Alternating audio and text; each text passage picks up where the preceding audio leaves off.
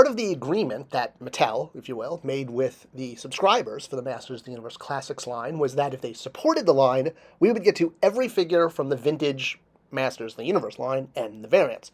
Not so much She-Ra New Adventures, but MOTUC variants from the vintage line, and that meant Buzzsaw Hordak was an obligatory figure, if you will. And I say that because, well, variants are tough, and Hordak variants especially caused a lot of fan outrage over the years for multiple reasons. I've covered that in other videos.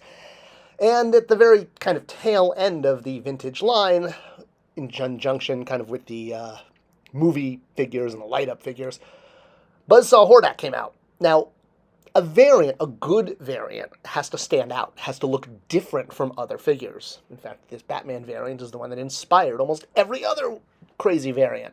And this is a great example because, yes, that orange Batman looks very different from the green one. Well, when it came to variants in the Masters of the Universe line, and I'm talking about the vintage one because the Classics just updated it, Buzzsaw Hordak wasn't that different from the original release. He basically got an action feature. If you look at them side by side, they're really not that different. And you have to actually look at the chest to see where the Buzzsaw mechanism and action play feature is. Otherwise, they read as very similar.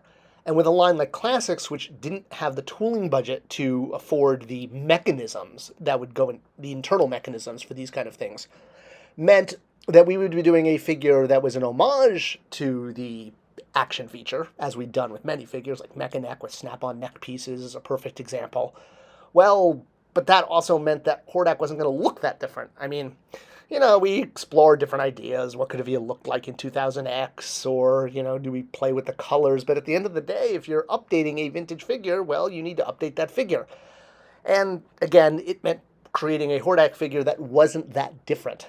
One thing we did do was we brightened the colors, and we shortened the furry shorts from the original release, just to at least make him different. And doing it this way, it actually made this figure more of a stand-in for the original version, as an update, if you will, with the first Hordak and Classics being a little bit 2000XE, or at least having some influence with the longer loincloth as an example. So Buzzsaw Hordak here, yeah, with his chest closed, he pretty much looks identical. Chest open, well, at least there you get some differentiation.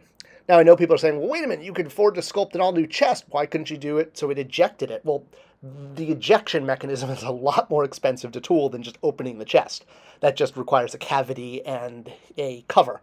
The mechanism to spit it out would have required a lot more tooling, and we just didn't have that in our budget. So, brighter cape and shorter loincloth, or furry shorts, I guess, and you had a figure that looked closer. I guess we could have done another head like they did with the Origins line. But the idea was to, well, one, keep things in budget, but two, create a figure that was an homage to the original, even if it didn't look that different from other Hordaks. You basically got the Buzzsaw piece, which was a newly tooled accessory, but, you know, accessories don't really make a variant. You want the variant to physically look different. The other opportunity was to write a continued bio. We used all the variants to extend the story of the main characters. And that was one thing that was really great because we could tie that into the mini-comics and really expand on the Classics lore. He looked great in the package, and he came with the white crossbow, which previously had only been with the Spirit of Hordak, so there was that bonus too. It was a struggle. The Hordak variants just aren't that dynamic. I mean, what can you do? He's not Batman. Kind of is, though. He's got a bat symbol. He's sort of the Horde Batman. Who knows? Either way, we fulfilled our obligation. We got every variant of every vintage Masters of the Universe figure in the Classics line. And that felt great. And I'm glad that we got Buzzsaw Hordak out there, did our best to at least make him as visually different as possible, even when the source material was going to be a little limiting on that aspect, shall we say.